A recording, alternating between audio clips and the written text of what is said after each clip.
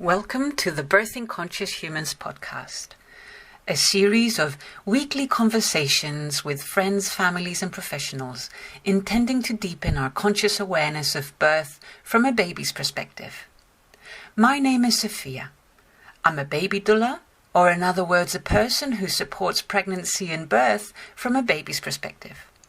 I'm also an aquatic perinatal therapist and an early years educator on land as well as in water. Above all, I'm someone who remembers enough about my own birth journey to know that babies in utero sense and feel a whole lot more about the world around them than we consciously remember as adults. This podcast series is dedicated to all those babies which live inside of us and which perhaps were not seen, who were not heard, and were not acknowledged because of a lack of time, ability, or awareness. I created the Birthing Conscious Humans podcast because babies and children do not have a voice, but sense and feel a whole lot more than we consciously remember, and who are ready and waiting for us to become aware of them for more of who they are. These are urgent times. I hope the conversations featured in the Birthing Conscious Humans podcast inspire new possibilities and pathways for you and your families, that they trigger you into healing processes and a greater awareness of your own birth journey, which will awaken a deeper and more authentic love for yourselves and for your babies and children. Thank you for listening in. We've all been born. Birth affects everybody, and continues to do so for the rest of our lives. In realizing how birth impacted us, we are in a better position to hold space for a more aware, compassionate, and gentle transition for our birthing babies. I believe that we've all been born with a unique essence, which contains an individual way of seeing, being, and expressing one's gifts in the world. When we start looking at birth from a baby's perspective, we are able to see, hear, and acknowledge more of who they are. The more consciously we are able to hold space for a baby's birth journey from preconception to well after they've been born, the more they are able to retain their authentic selves intact. If we can figure out how to support their new ways of being, their unique gifts, intelligences, and capacities as human beings, they can potentially lead us into sustainable and realistic solutions for all of our futures, as well as our precious planets. If you agree with me that babies and children are much more aware than we believe them to be, we need to cultivate the self-awareness, the birthing practices, the new parenting tools, and the updated educational structures which will help us support their multidimensional intelligences. In this first episode, I would like to introduce you to the possibility of seeing birth from a baby's perspective and how I myself arrived at this awareness. This is very much a sharing based on my personal experience while remembering my own birth journey. While the conversations shared on this podcast will be loose and informal, in this first episode, I imagine myself being in conversation with you now listening to this podcast. I would like to share with you some of the realizations I had about being born while immersed myself in warm water. I suggest you take your time to listen to some of these in small sips rather than in big gulps. I will then briefly introduce you to the very special human beings featured in this first cycle of conversations. And before closing, I would like to offer you 5 insights about birth from a baby's perspective. I would like every parent, carer, teacher, or friend of babies and children to know. Before going any further, however, I would like to ask you to take a minute to listen in to yourselves. I would like to ask you, with what filters are you listening to me in this moment? Are you in a rush? Are you tired? Are you just curious? Or are you fully present? Are you listening in as a parent, as a teacher, or a therapist, as a critic, or as a lover? All ways are in fact very welcome here, but what I do wish to highlight is that the ways we listen are very much a choice which we ourselves make, and that they affect the ways we interpret incoming information. The ways we listen to our babies and children are defined by the ways we are accustomed to listening in to ourselves. What I just did was to ask you to become conscious of your own listening patterns. If we are to break through to new ground, if we are to arrive at a new place of acceptance and understanding with our babies and children, we need to first listen in to ourselves. Doing the work that becoming conscious implies is not easy, but it is definitely possible. To me, becoming conscious means making the invisible visible, rather than a sudden awakening which occurs during a spiritual practice of some sort. Becoming conscious involves taking the time to observe, notice, feel, and accept aspects of ourselves so that they can be seen, heard, and acknowledged with compassion. By changing ourselves on the inside, we will begin to notice the changes on the outside. To me, the truth of the matter is that the more we take responsibility to heal and bring clarity to the previously unseen and unmet parts of ourselves, the more we free up the space for babies and children to be more of who they are. So, are you willing to do the work involved in seeing, hearing, and possibly changing so that you can meet your child where they are at, rather than where you are at? When we meet our birth experiences with love and compassion, the more we are able to meet our baby's birth journey with the same qualities.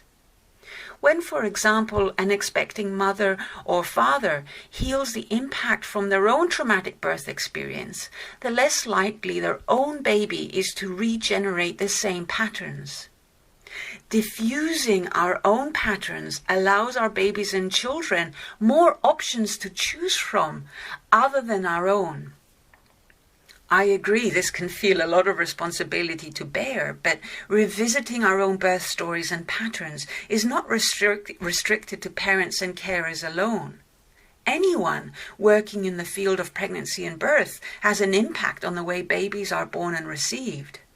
Every single person who invites more awareness into themselves contributes to change on a much larger scale. In my opinion, it takes a village to raise a child, and not just parents alone. If you're a doula, a doctor, or a midwife, or perhaps you're a teacher, a healer, or a therapist who works with babies and children, I hope to ignite in us a thread of inquiry which will have a ripple effect on the way we hold space for those who will become the future for all of us, as well as our precious planet. If you're a human being searching for ways which will expand our understanding of who we are in these changing times, I hope to inspire you too to express your authentic truth and unique individuality in ways which will serve the greater good for us all. Thank you for listening in.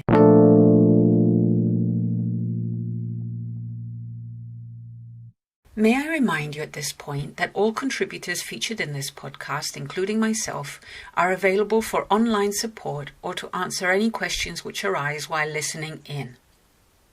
How much in fact do you know about your own birth? Apart from the obvious where you were born and on what day, do you know what time you were born? Have your parents shared with you how they felt when they realized you were conceived, or when they realized, for example, you were going to be a boy or a girl? What was their relationship like during their pregnancy with you, and what was going on in their immediate environment, as well as the world at that time? Supporting pregnancy and birth with water was definitely a big part of my calling, but I really didn't know much about my own birth story. But when I first entered the water professionally, I had no idea what would follow. I simply wanted to know how best to support parents in water during pregnancy, because I felt this was the best way to prepare them for the natural state of giving birth. What I hadn't anticipated, however, was the effect of warm water on my own body. Aquatic perinatal therapy takes place in warm body temperature, which not only relaxes the muscles and the nervous system more quickly, but it also releases the physiological tensions stored in our bodies. Energy in water is released through motion, emotion, and memory imprints. Working with water is the study of Water Happy, which also runs workshops and holds online circles for aquatic therapists and educators at www.waterhappy.net. While immersed in warm water, I started to experience physical sensations, emotional releases, and become consciously aware of parts of myself I was previously entirely unaware of. The warm water had seeped into my skin and entered into the deeper recesses of my being, allowing me to retrieve the innermost parts of myself back to the surface, so to speak. I remembered, for example, quite unexpectedly, that I was conceived as a twin which consequently vanished. I won't go into the complications of vanishing twin syndrome in this podcast, but what is important for me to share is that by entering the journey to retrieve, unravel, and reclaim the hidden parts of myself in utero, I began to see birth from a baby's perspective. By unraveling my own birth story, I was healing myself back to wholeness and becoming aware of birth from the inside out. So thank you for listening in.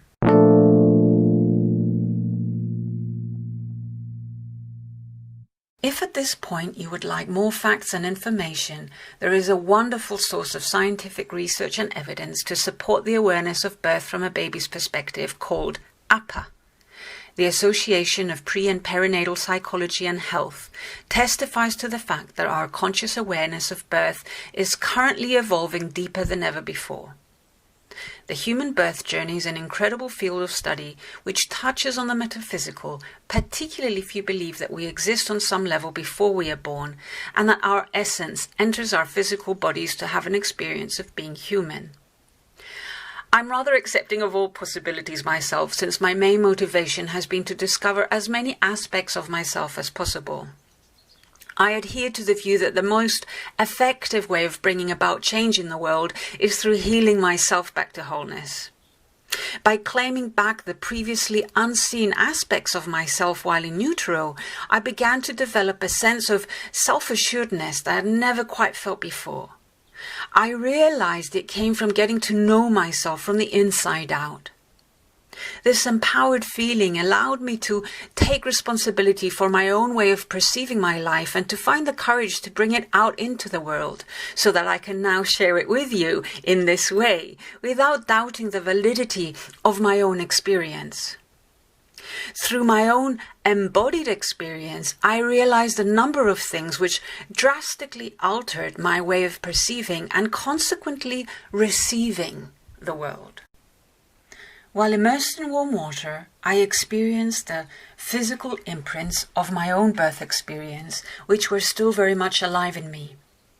I saw very clearly that the mind may not remember being born, but the body doesn't forget. If this feels a little too far out of your current possibility spectrum, I'm going to now ask you to do a quick exercise. Turn your head all the way to the left as far as you can, trying to touch your chin to your shoulder. And then gently turn your head all the way to the right and see which way feels instinctively easier for you to turn your head towards. It is very likely that the direction you feel it is easier to turn your head is the way you would have naturally turned your head in an attempt to exit your mother's birth canal. Neck pain, back pain, jaw pain can be long-term developments of pressures incurred during labor. So yes, the mind may not remember, but our bodies do. I realized that I chose to be born. I heard and responded to my father's call for conception. In warm water, I touched upon my existence as an embryo beyond that of my parents. To realize I have the sovereign right to choose life has empowered me to feel I am able to, and at the same time be responsible for creating my life rather than feeling at the mercy of it. This is how the question arose in me as to how can our birth plans, parenting styles and educational methods can keep a child in touch with their inner core and offer ways in which their unique ways of seeing is expressed from the inside out, rather than imposing our expectations, our ways of seeing and understanding the world onto them. I felt many of the emotions I was experiencing in life were already with me before I was born.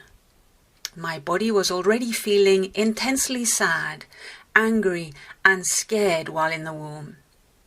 Immersed in warm water, I remembered the anxiety, for example, of not knowing if I was going to live or die.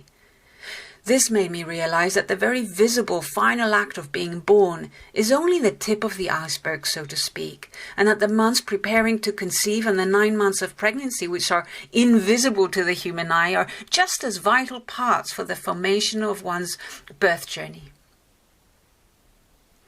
Even though we have a unique and undeniably characteristic essence which belongs to ourselves alone, I saw how intricately intertwined our predicaments are with our parents and our ancestors. I have experienced myself while trying to hide the fact I was going to be a girl because being a girl didn't feel that safe. The inner layers of our being are connected through time and space with those that came before us and perhaps those who will come after us. This is how I know that each generation which owns up to the inner work needed to be done lightens the load for the next generation. I also felt how sensitive and impressionable the birth field is from a vibrational perspective, and how the smallest drop, the most innocent projection from the outside world, can impact the ocean of our uterine existence, so to speak. I sensed my mother's worries and fears I could be born deficient in some way. I felt all the people coming too close into my space as a newborn baby with blue eyes. I realized how many of my perceived traumas, hurts and insecurities were not due to intended harm, but from a lack of awareness of the impact we have on newborn life. This allowed me to feel a genuine forgiveness and acceptance for the first time for my parents and all those who I was projecting my pre-birth experience onto. I was also impressed by how organs can appear to be physically developed, but be lacking in life force energy, where there is an absence of presence for some reason or another at the point of their development in utero. When we disengage from any part of our body during our development in the womb, it leaves a weakened imprint in our system, which is likely to show up in some sort of deficiency or imbalance later on in life. How we engage with life has a lot to do with how we were born and whether we wanted to be here in the first place. Feeling stuck while in the birth canal, for example, has left me often feeling scared and weak once I've started new projects, like this podcast, for example. Persevering and pushing through takes a lot of good parenting skills towards myself to see me through to the end of projects such as these. The patterns and imprints which are stored in our bodies during our early development, immersed in amniotic fluid, are the building blocks for the futures we create. To build new and secure foundations for ourselves does ask that we unwind our patterns of behavior back to these fluid beginnings, and that water at body temperature level is the ideal womb-stimulating environment to do this in.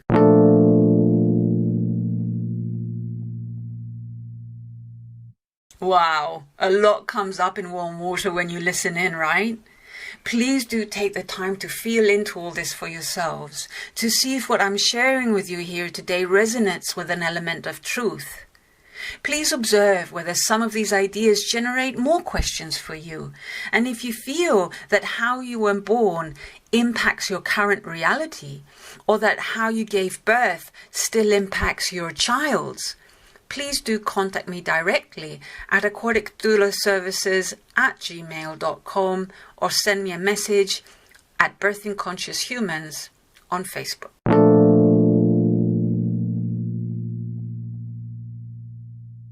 Very first cycle of conversations on the Birthing Conscious Humans podcast focuses on bringing awareness to the idea that preparing to receive new life starts right here, right now.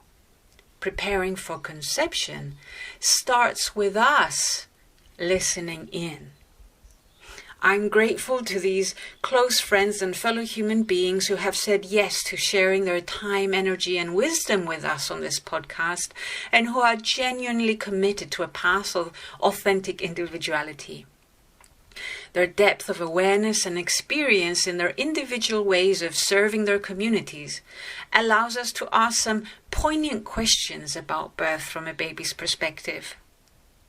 Next week, I will be talking to astrologer Aldebaran Sandrini about baby birth charts, which inform us about the ways a baby is likely to perceive and interact with the world. I will then be exploring conscious conception with Donna Tumagdar Esteban in the Philippines, who supports women in how to become aware of their inner cycles and the impact it has on incoming souls. Friend, sound therapist and overtone singer Igor Ezendam will then be sharing his thoughts on the sounds in a baby's name and how the name we choose for our baby allows more of who they are to come through. Colleen Grasnick is a naturopath with an incredible depth of knowledge and attention to detail when it comes to preparing the vessel physiologically and how this impacts our own as well as our baby's physical body. I will dive into the question of how our emotional vibration impacts our birthing baby with Arianna Artioli and how she uses flowers to support juicy mamas. And the final conversation for this first cycle will be with yoga and meditation teacher Sasha Heath, who recently became a mother herself and will be sharing with us her experience of becoming a conscious parent. In exploring the theme birth from a baby's perspective in these conversations, we are courageously stepping outside of the box of what we accept to be true in order to explore what might indeed be possible if seen from another point of view. In order to support new intelligences which come with new solutions, we need to encourage independent and unique ways of thinking across many disciplines. There is no clear precedent to this. We are being asked to step up as adults on this planet today and collectively support those being born in these transformational times. I believe we stand a chance as human beings to evolve into a species which survives the conditions we have created on this planet if we observe, listen and feel what wisdom and intelligences babies and children are bringing through in this time. In order to do so, we need to slow down, listen in, and feel into new ways from the very beginning. Before closing this first episode of Seeing Birth from a Baby's Perspective, I want to share 5 insights I feel every parent, carer, teacher, or friend of babies and children should seriously consider.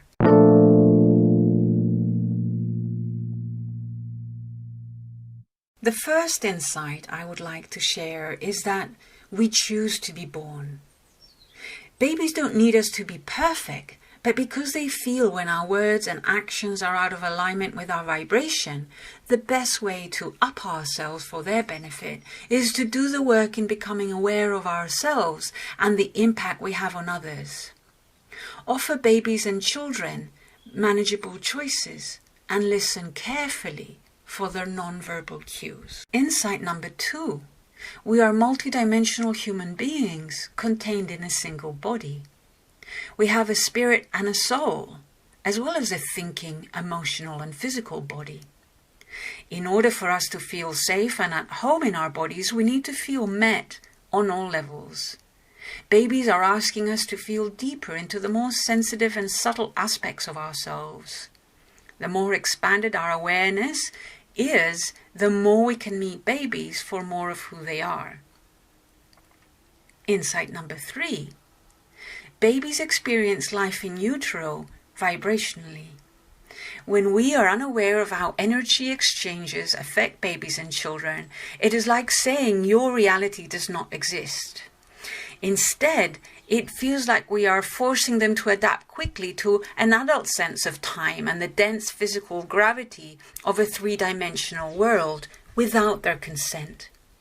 When newly exposed to the outside world, life mostly feels cold, loud, harsh, and disconnected. Insight number 4. Babies are born with an innate sense of connection. They are closer to remembering their existence on a cellular level where everything is interconnected. Thinking and behaving in a way which is based on separation and division is something they learn from us as adults, who primarily give focus and credit to abilities which reside in the neocortex or logically thinking part of our brains.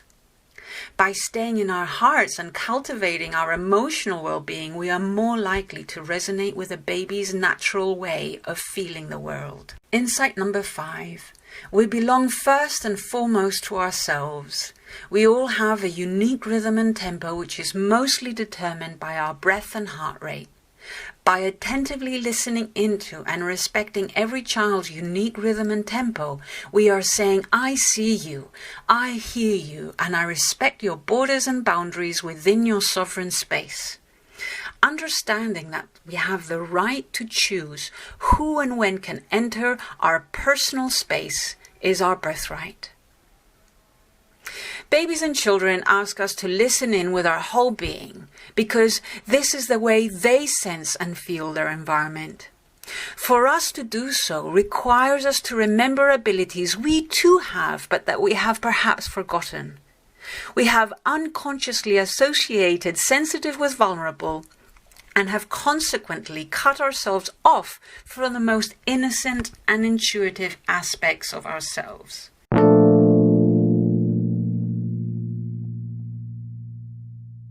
Let's slow down and listen in. Inquire rather than assume.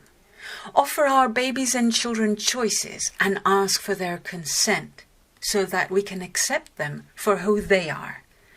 By expanding our own way of perceiving birth and early childhood, by increasing our own vibrational field through healing and conflict resolution within ourselves, by staying in our hearts rather than our minds, we can allow them to be more of who they are, rather than who we think they are or who we want them to be. I believe we urgently need to start a discourse which focuses on our evolving capacities as human beings. Share our personal practices and experiences so far, which honor our children. Share our unique and individual ways of seeing so that we can arrive at a common practice which supports incoming souls to express their gifts and intelligences as intact as possible once they are born.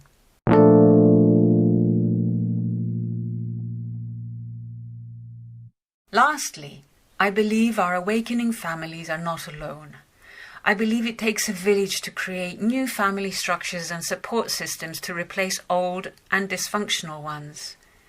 Many women are consciously choosing not to bear children themselves so that they can support a larger number of babies and children through healing and services as aunties, baby doulas, stepmothers or fairy godmothers.